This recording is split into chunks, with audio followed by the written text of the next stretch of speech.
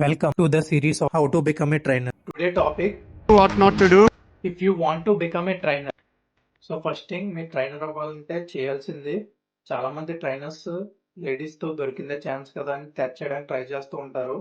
దాన్ని అయితే మనం అవాయిడ్ చేయాలి. సో దానికైతే మీరు దూరంగా ఉండండి. సో నెక్స్ట్ థింగ్ ఏంటంటే, ఒక మంచి ట్రైనర్ అవ్వాలంటే చాలా మంది అనుకునేది ఏంటంటే ఒక గ్రేట్ బాడీ ఉండాలి, లేకపోతే ఒక బాడీ బిల్డర్ ఫిజిక్ అయి ఉండాలి అని అనుకుంటారు, విచ్ ఈజ్ మిత్.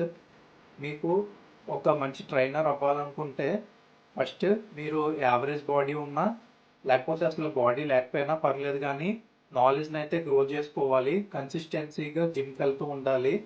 ఈ వీడియో ఎవరైనా పర్సనల్ ట్రైనింగ్ తీసుకుందాం అనుకుంటున్న క్లయింట్స్ ఎవరైనా ఉంటే, ముందు ఎవరైనా ట్రైనర్ని చూస్ చేసుకునేటప్పుడు మీరు బాడీని చూస్ చేసుకొని వాళ్ళ బాడీ ఎలా ఉంది, ఒక మస్క్యులర్ ఫిజిక్ ఉంది, లేకపోతే స్ట్రెటెడ్ యాప్స్ ఉన్నాయి, అలాంటి టైప్ని చూసుకొని మీరు ట్రైనింగ్ తీసుకోకండి.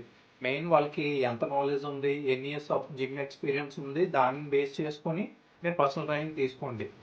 ఓకే, స్టార్టింగ్లోనే సప్లిమెంటేషన్స్ని క్లయింట్స్కి మీరు సజెస్ట్ చేయకండి. మీరు ఫస్ట్ మీరు చేయాల్సింది, ప్రాపర్గా వాళ్ళు ఎక్సర్సైజ్ చేస్తున్నారో, డైట్ని ఫాలో అవుతున్నారో దీని మీద ముందు కాన్సన్ట్రేట్ చేయండి. సప్లిమెంటేషన్స్ మీద అసలు ఫస్ట్ దాని మీదకి వెళ్ళనివ్వకండి, వాళ్ళని వెళ్ళనివ్వకండి, మీరు దానికి చెప్పకండి. And at last final thing, క్లయింట్స్కి ఫ్రీగా ట్రైనింగ్ ఇవ్వకండి, ఎంతో కొంత అమౌంట్ని అయితే ఛార్జ్ చేయండి. నెక్స్ట్ వీడియోలో మనం ఏం చేయాలి ఒక ప్రొఫెషనల్ ట్రైనర్ అవ్వాలంటే అన్నది మాట్లాడదాం. ఛానల్ అయితే ఫాలో చేయండి. Thank you for watching.